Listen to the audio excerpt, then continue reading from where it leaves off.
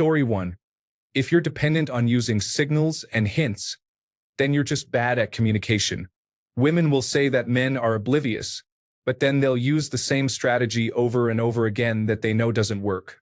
Are men really the oblivious ones here? Story 2.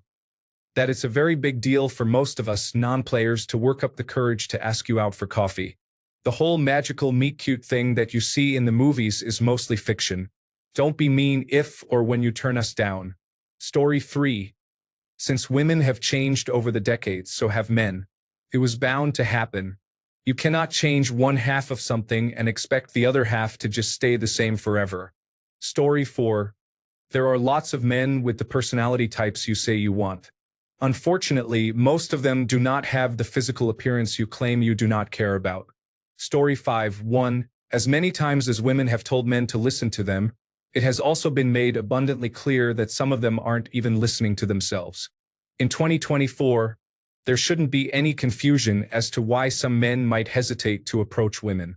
And yet, there will be several posts of women asking what happened, as if the same social media platforms they are using didn't feature several videos of women saying to leave them alone. 2. The therapy that some have been in for years appears to be venting sessions where no real personal growth is happening. I think a lot of men are hesitant to go if needed because the people who have been the loudest about going are still unpalatable individuals. 3. Men hesitate about marriage for several reasons, but sometimes they don't want to get married at all, and it's not necessarily something wrong with you. For effort goes both ways. People, in general, will work hard for someone or something if there is a payoff. Many men who used to put in effort have now backed off because it wasn't reciprocated. No one wants to put in massive effort for little to no gain. No one wants to work like that, and they certainly won't spend leisurely time in that position. Story 6. That toxicity towards men online is raising a generation of men who assume women do not like them, and to some degree the feeling is mutual. This is just based on the teenagers I work with, but there are a lot of Andrew Tate fans. Story 7. What are women not ready to hear? They are not ready to hear the true answer to the question, does this dress make me look fat? That is a foolish question, and you should not ask it. The dress cannot make you look fat if you're not already fat. Story 8. That when you start telling us about your problems or you want a little rant, we don't always know if you just want us to listen or if you want advice or help.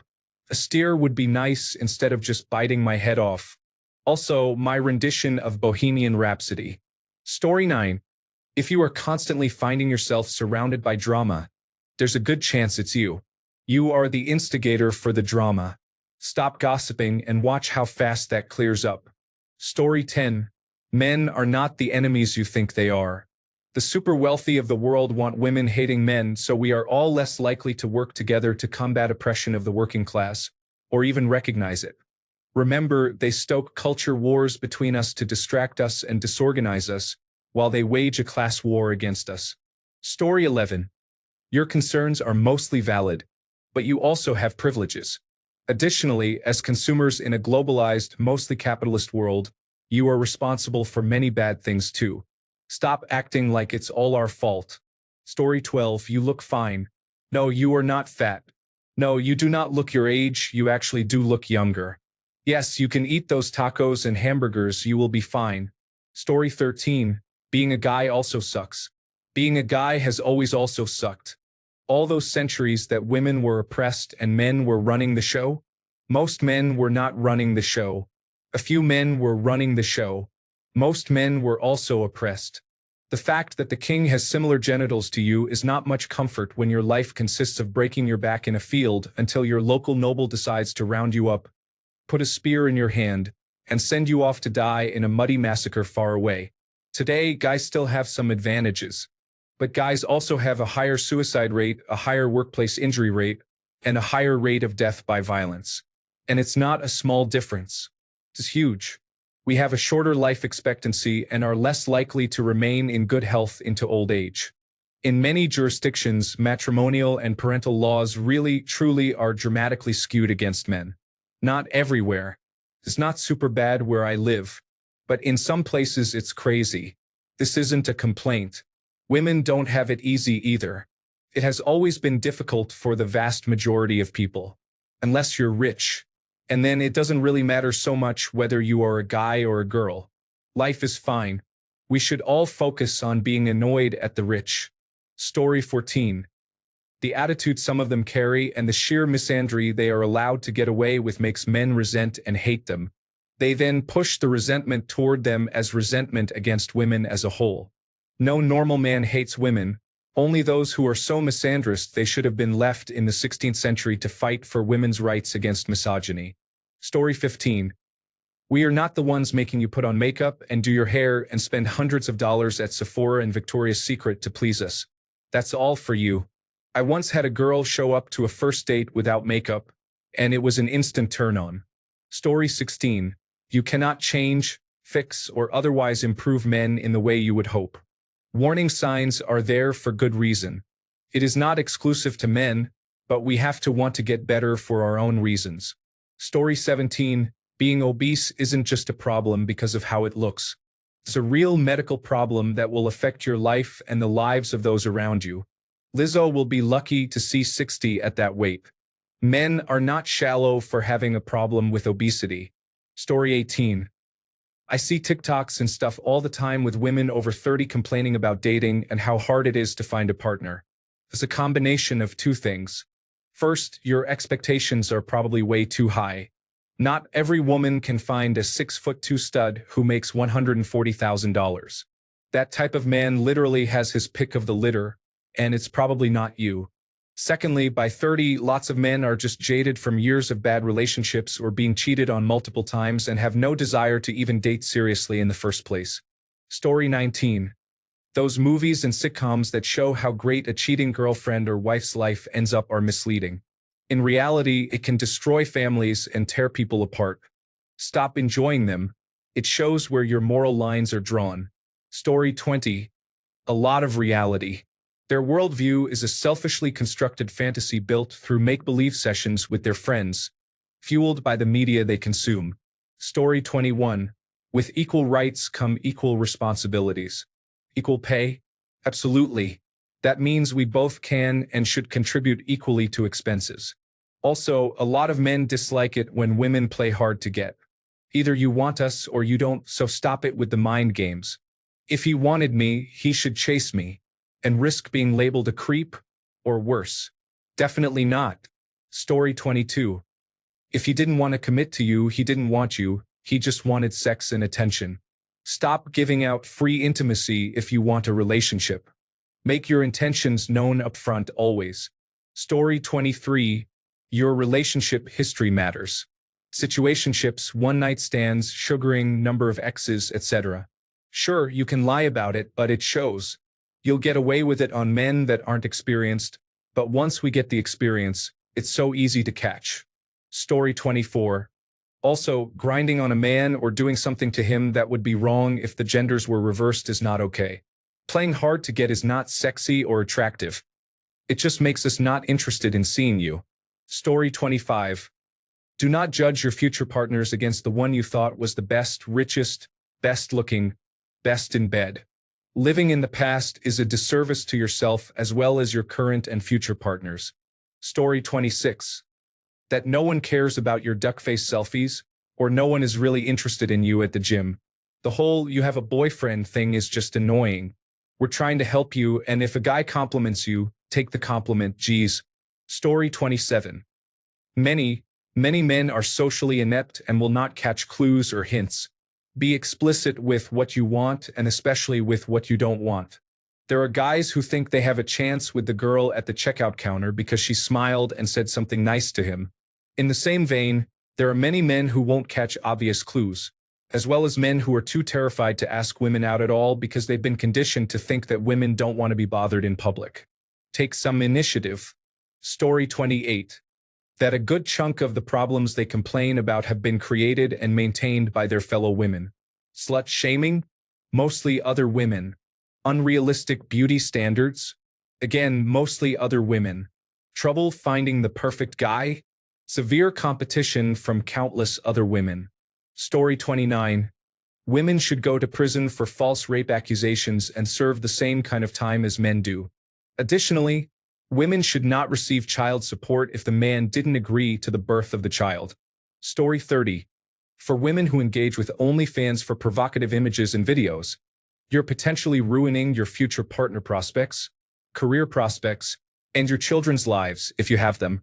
Things posted on the internet last forever, even after you delete your account. Story 31.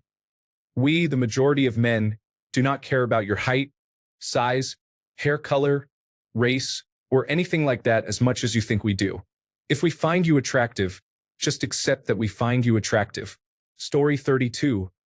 As a man with 3 sisters, I can think of 2 things in particular. The first, most men settle where they find peace. You don't have to be a model. You don't have to be rich. You don't have to be a sex goddess. Just be the one thing that we can trust will be there for us. And 2, if you like a guy, then for God's sake, put in the effort. You would be amazed how much a random, "Hey, I was thinking about you," text can mean to a guy. Ask questions or bring up topics for conversation. Relationships of any kind are two-way streets. Story 33. That there are guys out there who will move past getting a rejection and find another suitable match. Some guys just take it as a no and do not play mental gymnastics. Story 34. Take that damn makeup off. A natural look is so much better. And for the stuck-up women who always get what they want, it's only a matter of time before a guy says no to you. Keep playing with his feelings, and he will eventually want nothing to do with you. Story 35. You're not a princess or a queen. You're a muckraking peasant just like the rest of us. A little self-awareness would make you more relatable and more likable. Story 36. At the gym, work out your whole body and not just your butt. No, you won't get big and bulky. That's impossible for a woman who's not on steroids. Muscles are sexy and give you shape. Story 37.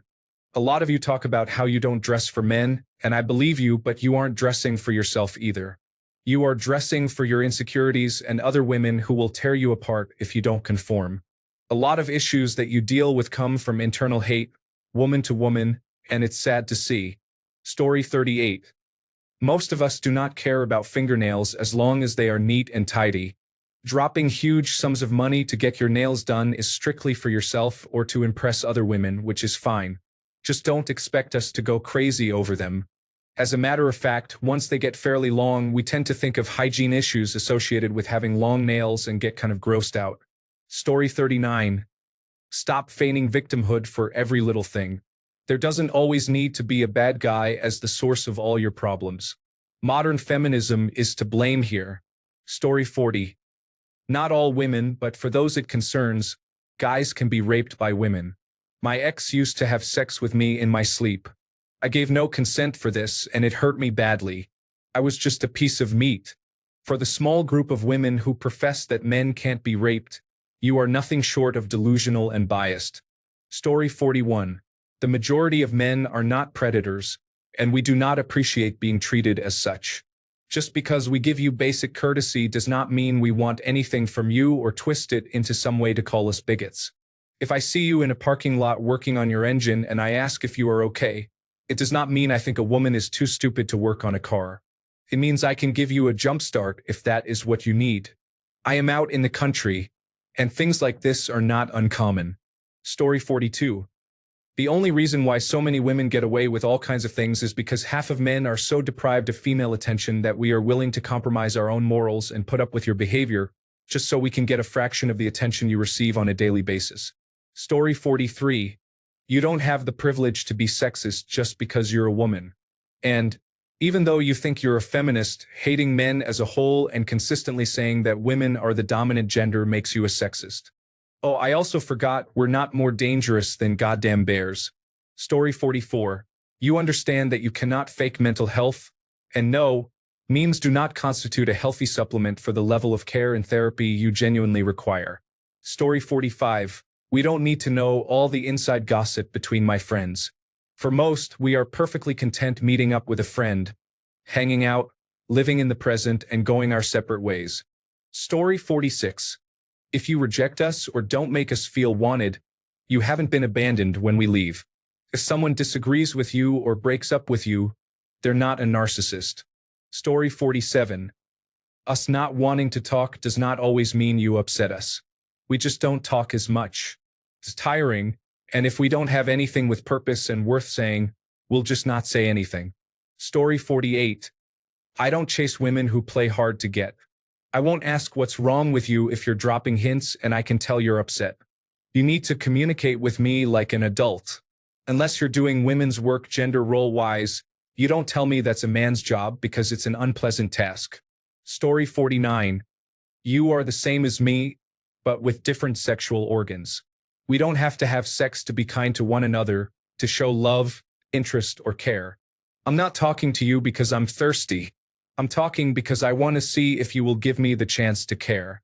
I want shared experience and history together before we tie all these knots. How are you ever going to meet me if you will not even ask me how I'm doing? Story 50. If you say something interesting or be funny, you have zero personality. Also, loving to travel, drink mimosas, have brunch, and listen to Taylor Swift is not unique nor a personality trait. Lastly, accountability. Story 51. Signals or hints don't make you look good or attractive. Learn how to communicate. If you like someone, ask them out. There's no point in forcing the man to do it.